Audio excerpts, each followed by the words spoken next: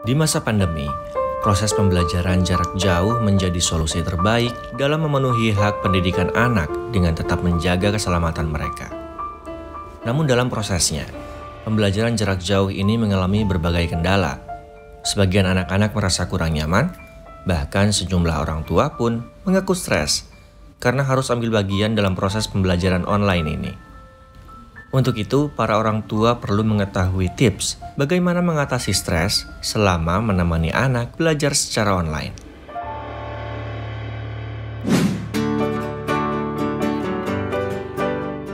Jadi stres itu sendiri kan sebenarnya kayak respon kita, ada perasaan yang tidak nyaman terhadap situasi yang baru gitu, yang belum pernah kita alami. Jadi kadang muncul stres itu sendiri memang masih wajar, cuman bagaimana nanti caranya kita melakukan copingnya itu sendiri sebagai orang tua dan untuk mendampingi anak. Jadi kenali emosi kita dulu sebelum kita memberikan pengajaran gitu, mendampingi anak. Jadi kita mengenali emosi kita sendiri, emosi kita itu pada saat mendampingi anak, itu apakah ada rasa kesel kah, marah kah, sedih kah, misalnya. Jadi kita harus meregulasi emosi kita sendiri agar kita bisa mendampingi anak belajar dengan nyaman.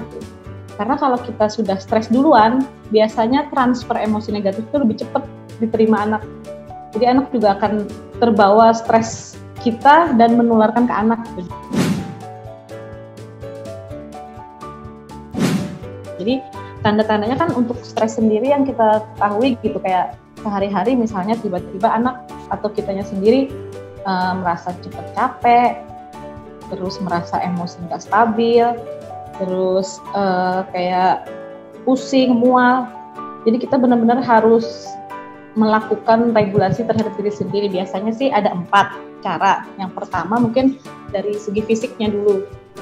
Sebagai orang tua kita bisa dari fisik itu bisa melakukan relaksasi lah terlebih dahulu sebelum mendampingi anak.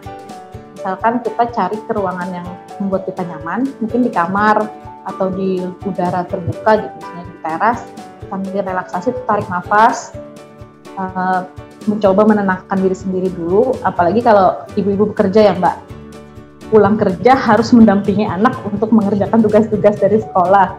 Jadi memang harus benar-benar menenangkan diri sendiri dulu lah.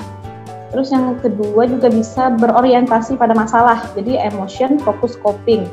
Jadi emotion focus coping itu yang kayak saya bilang tadi, mengenali emosi kita, menghilangkan atau meredakan emosi yang muncul karena penyebab stres itu sendiri.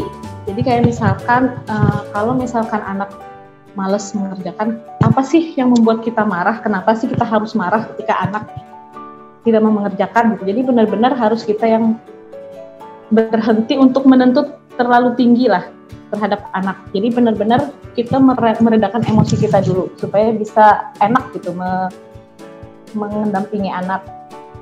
Terus yang kedua bisa melalui problem focus coping. Jadi menyelesaikan masalah-masalah yang menimbulkan stres. Bisa membuat situasi belajar yang nyaman, misalnya situasi belajar yang nyaman lah di rumah. Kan belajar di rumah juga nggak monoton kayak di sekolah, harus duduk di meja, duduk rapi di ruangan yang sempit gitu. Misalnya di ruangan yang benar-benar ada papan tulis ini itu, jadi dibikin senyaman mungkin lah. Jadi problemnya dipecahkan untuk ya itu tadi, membuat situasi belajar yang nyaman untuk anak.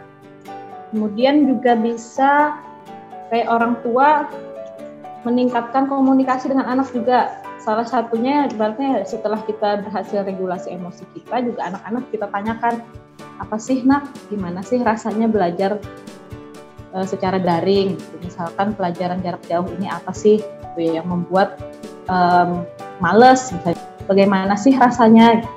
Jadi ditanyakan ke emosi anak juga, jadi ke perasaan anak.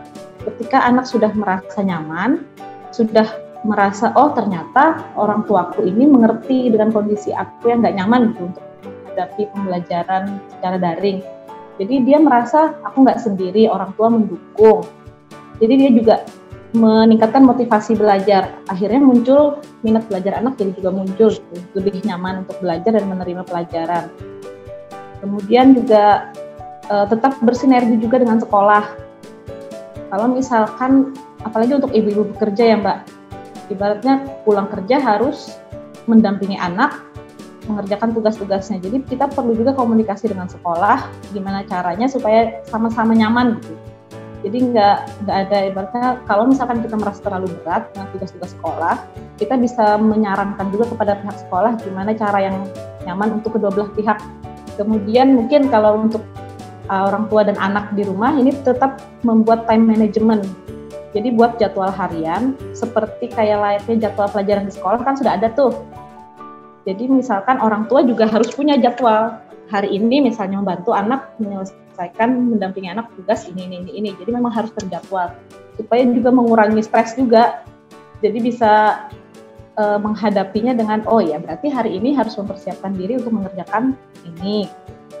Anak juga jadi belajar untuk melihat orang tua kok aja tetap bisa mendampingi walaupun sambil bekerja. Jadi memang ada jadwal harian mengajarkan anak juga untuk membuat time management. Kalau sudah anak merasa nyaman dan nyaman untuk belajar, minat belajarnya juga muncul, itu akan dengan mudah anak menerima informasi dan mengerjakan tugas-tugas yang ada dari sekolah.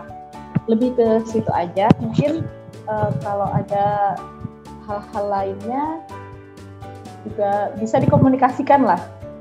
Komunikasikan kembali dengan orang-orang yang terdekat dengan anak.